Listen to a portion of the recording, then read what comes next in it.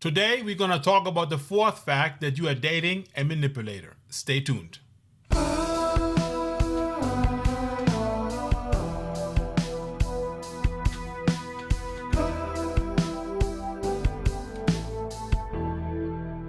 Hello everyone, this is Jeffrey Henderson. Welcome to Innocent Love. Really appreciate you guys being here today. As you can see behind me, it's getting more and more empty. I just packed up all the DVDs because, like I said before in previous, that we are in the process of moving, and probably as of this video, because this particular video came out on today is July 16th, okay? So as of July 16th, we are not even here anymore, okay? I'm just making this video ahead of time, but we are already in our new location, God willing, okay? I don't know this right now, but you know this, on July 16th that we already have moved, okay? However, today we're going to be talking about the fourth fact that you are dating a manipulator, okay? One of the things that the manipulator does is, if the manipulator, most of the time they're very insecure, they're very controlling, stuff like that. What they do is that they tend to isolate you from other people.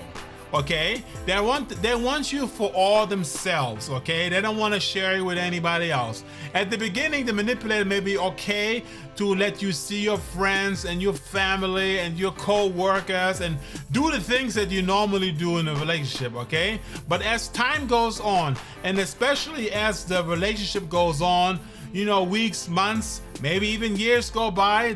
Even though this most of the time doesn't happen, usually manipulators are showing these signs earlier on, usually after a couple of months, once the honeymoon phase goes down, okay?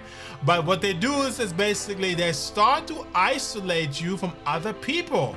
They may not be so pleased anymore that you go out with your friends, or they're not pleased with you seeing your family all the time. Maybe you are a person who likes to always go on Sundays to your mom and you like to cook food with her because you've been doing this all of your life and it never changed, But however, when you date somebody who's a manipulator, what could happen is that the person's gonna first at the beginning may say, I don't really like that you always go to your mom to have dinner with her and cook with her. Why can't you stay with me, At the beginning, the manipulator may be using like logical reasons of why you should stay with him or her instead of you going to your mom or to your dad, But as time goes on, you're gonna start realizing that the manipulator actually has a much deeper purpose, okay?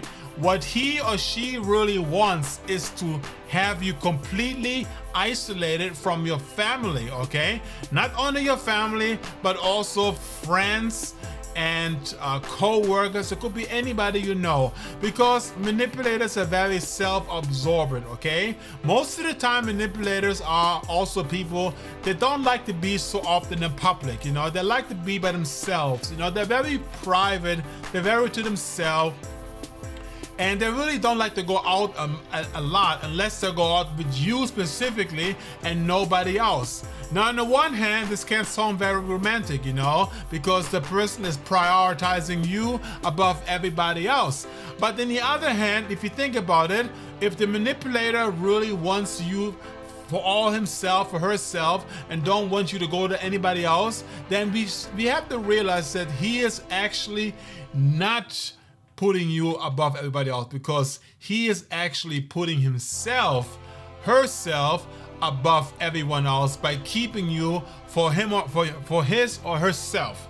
Okay, so this is one of the reasons why when you see this, especially at the beginning, you see certain signs that the person is constantly getting annoyed, like a little bit first at the beginning, that you're going back to your friends again, you're going back to your family again.